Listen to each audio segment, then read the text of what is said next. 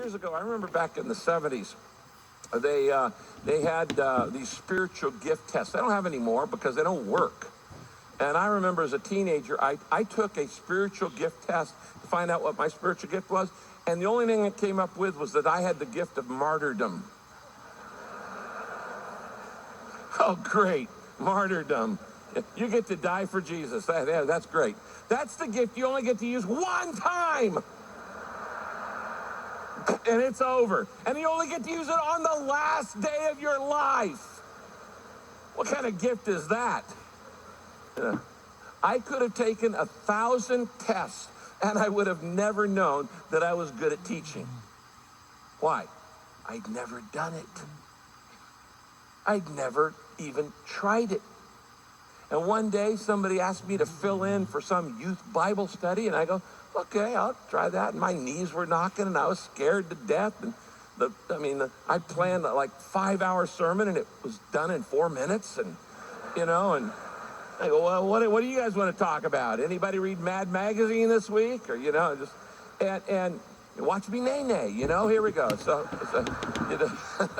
and I didn't know what to do. And so, but as I began to just try something, people would come up and go, hey, Rick, when you talk, it makes sense. I get it. I understand it. You make something complex simple. I get it. Now, here's an important thing in discovering your shape. Other people will see it before you do. Other people will often see how God shaped you before you do. Because when you're naturally good at something, you think everybody's good at it. They're not. You think it's easy for everybody. It's not. And when you're good at something, you just think it's a normal thing. Well, anybody should be able to do that. Well, they don't. And so other people will actually have to point it out in you. Some of you, for instance, as Tommy pointed out, you're very, very organized. And if I were to go to your clothes closet, it's color-coded. And all of the blue shirts or blue dresses are all in the same area. And you think everybody's that organized. Are you kidding? Of course not. But because you're good at it, you think.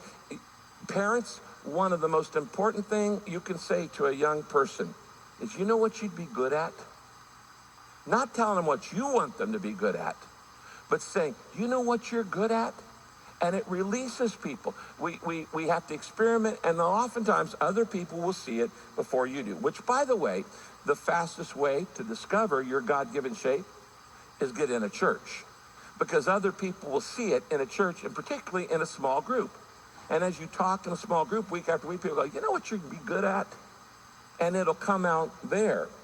Now, we have a series of classes to help you discover your shape. Class 101, Discovering My Spiritual Family. Class 201, Discovering the Habits for Growth. Class 301, Discovering My Shape. And Class 401,